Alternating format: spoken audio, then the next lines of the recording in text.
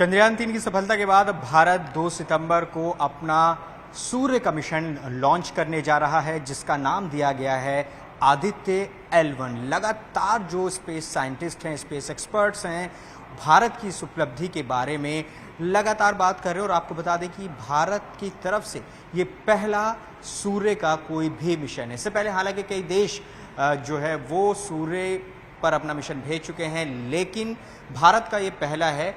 L1 इसको नाम क्यों दिया गया है, ये भी कहा जा रहा है कि L1 तक जाने वाला, लैग्रेंजन 1 तक जाने वाला ये संभवतः दुनिया का पहला मिशन होगा। इसी पर बातचीत करने के लिए हमारे साथ मौजूद हैं नेहरू तारामंडल के एक्सपर्ट बालाचंद्रन जी। सर, क्या मैं सही कह रहा हूँ, चंद्रयान-3 की सफलता हम लोगों ने देखी, अब बारी है सूर्य की। सूरज का रहस्य अब आदित्य L1 ढूंढ कर लाने वाला है, क्या कुछ निकल कर आएगा? देखिए, चंद्रयान 2-3 जो है बिल्कुल सफल हो गया है। पूरा भारत जो है इसमें खुशियां मना रहा है और पूरा दुनिया उसका इसके नज़र है। हमारा रोवर सही ढंग से काम कर रहा है और उसके चलते ही देखिए अभी ISRO ने अनाउंस किया है कि सूर्य के ऊपर हम एक मिशन भेजने के लिए पहले से तैयारी चल रहे थे इसके, लेकिन वो कोविड की वजह से थोड़ा सा डिले हुआ है। अभी ISRO ने अनाउंस किया है कि वो 2 तारीख को, सितंबर 2 तारीख को सुबह 11:30 बजे के आसपास, 11:50 के आसपास उसको लॉन्चिंग किया जाएगा। तो ये जो मिशन है वो एक बहुत महत्वपूर्ण इसलिए है क्योंकि अभी चंद्रमा का हुआ है, तो सूर्य के पीछे पीछे मिशन बैक टू बैक एक मिशन हमारा जाएगा। क्या जानकारियां मिलने वाली हैं सर आदित्य L1 से? चंद्रयान-3 से हमें पता चल रहा है कि रोवर वहां काम कर रहा है, वो सब चीज़ें सामने आ रही हैं, लेकिन ये जो मिशन है कितनी दूरी तक जाएगा और वहां से क्या जानकारी इकट्ठा करेगा? तो इस मिशन का मेन उद्देश्य तो ये है, वहां पर सूर्य के ऊपर जो गतिविधियां होते हैं उसके बारे में बारीकी से हम जानकारी ले। जैसे वहां का जो कोरोना है, कोरोना का जो टेम्परेचर है, एक सोलर उसमें क्रोमोस्फीयर में क्या क्या गतिविधियां होता है, इन सारे विषयों के बारे में हम ज़्यादा जानकारी मिलेंगे। उसमें बहुत सारे टेलीस्कोप लगे होंगे, कैमरास लगे होंगे, इसके माध्यम से हमें जानकारी मिलते रहेंगे। सर, ये बताइए कि कहा जा रहा है कि L1 पॉइंट तक जाने वाला भारत पहला देश है। इससे पहले फ्लाई बाय किया था अलग अलग मिशन जो सूरज पर गए थे, तो क्या ये किस तरह से अलग है अपना मिशन? देखिए, बाकी जितना मिशन है, जैसे प्लैनेट्स को भेज सके, ग्रहों में जाता है, इस तरह नहीं होता सूर्य, क्योंकि सूरज एक बहुत बड़ा ऑब्जेक्ट है, बहुत ज़्यादा उसमें एनर्जी होती है, बहुत ज़्यादा उसमें टेम्परेचर बहुत ज़्यादा होता है, तो बहुत नज़दीक नहीं जा पाएंगे हम, क्योंकि बहुत नज़दीक जाएंगे उसमें ग्रेविटी इतना ज़्यादा होता है, वो वहाँ जाके टकरा के नष्ट हो सकता है। उसके एक डिस्टेंस कीप करना बहुत ज़रूरी होता है, इसलिए हमने L1 जो पोजीशन होता है वो L1 पोजीशन तक जाएंगे। वो करीब हमारा पृथ्वी से 15 लाख किलोमीटर दूरी पे है।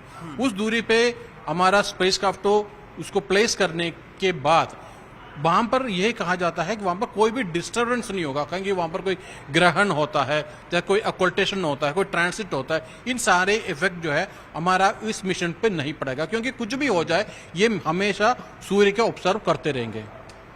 सर, वहाँ से जो जानकारी मिलेंगी सूरज से, वो किस तरह से महत्वपूर्ण होंगी? क्या कहा जाता है कि जो हमारा कम्युनिकेशन सिस्टम है वहाँ से ऐसी रेज निकलती हैं कि वो सैटेलाइट को नुकसान पहुँचा सकती हैं, उसको ठप कर सकती हैं, और उन रेज के बारे में, उन किरणों के बारे में जानकारी जुटाई जा सकती है ताकि हम पहले से किसी भी अनहोनी की तैयारी कर सकें? हाँ, सूरज जो किरणें जो निकलते हैं उसमें अल्ट्रावायलेट लाइट्स बहुत ज़्यादा होता है।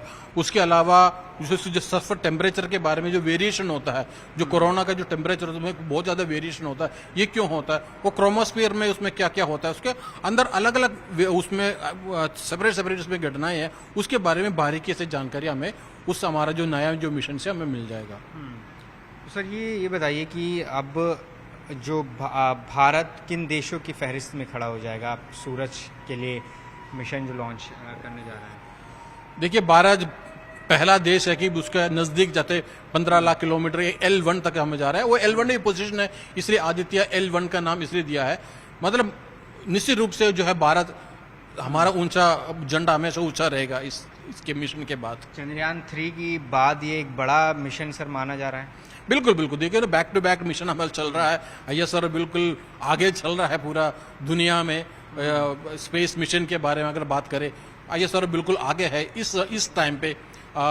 जैसे चंद्रमा के बाद अब सूरज आ गया है, वो आगे जो है इनका गगनयान एक मिशन का, उनका मैंड मिशन स्पेस में भेजने की तैयारी में है, उसके बाद शुक्र में एक शुक्रयान भेजने का तैयारी में है।